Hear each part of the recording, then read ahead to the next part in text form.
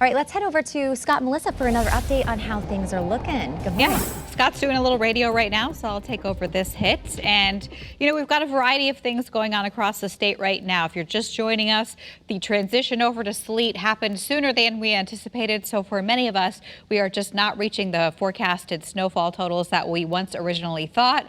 So a lot of what you're seeing out here, even though you're seeing this dark shade of blue, is actually heavy sleet. It is coming down. It is accumulating, but not in the same way as snowfall. So we will see another perhaps inch or so of sleet on top of whatever snow fell already. And if you live close enough to the Massachusetts border, we got a tweet in from Norfolk that it's plain old snow there. Same thing with Stafford up towards Enfield. So the closer you live to the Massachusetts border, the better the chances that you're going to see more snow and less in the way of sleet. But you go south a little bit and right in through here, we're seeing heavy sleet and all down to the south. Notice there's a little bit of rain now in Long Island Sound, and that may actually filter up northward as temperatures slowly but surely creep around freezing or a little bit above. So right now, the 95 corridor, as that trooper just mentioned, definitely impacted with some sleet and perhaps some freezing rain. So it may not look bad out there, but the ground temperature is below freezing, and anything that's falling is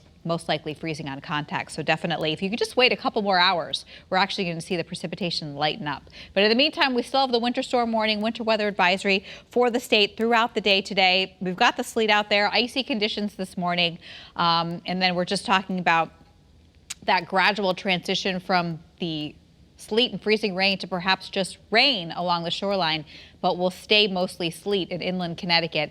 And the precipitation will get spotty and lighter after 10 a.m. today and eventually winding down midday. So if you can hold off, maybe heading off to work or any traveling you may have to do for the next couple of hours, things will gradually start to improve. Visibilities are reduced with that precipitation coming on down. Here's the wider perspective, and you can see we have pretty heavy precipitation all across our state right now, a variety of precipitation, but it is coming down at a pretty good clip. But if you notice off to the west here, we're starting to see it breaking up a little bit, and we'll see that trend filtering into our state as we go through time here. So although we have more to get here off to the west, it won't be at the same intensity as we go through the midday hours. All right, so temperatures outside, they're in the 20s. Not too much of a wind out there, but every once in a while we've got a breeze kicking up about 15 miles an hour. That'll make it feel colder. But most of us, all of us, are below freezing right now. It will be a slow climb, but we are expecting temperatures, especially in southern Connecticut, to climb above freezing.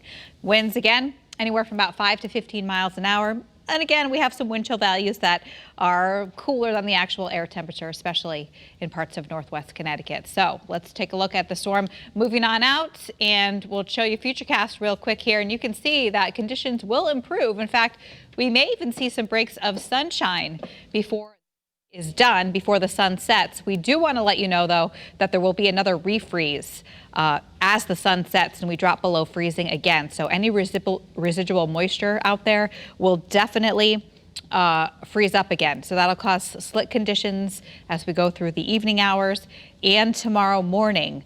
But the most of the bulk of the precipitation will be done by that point.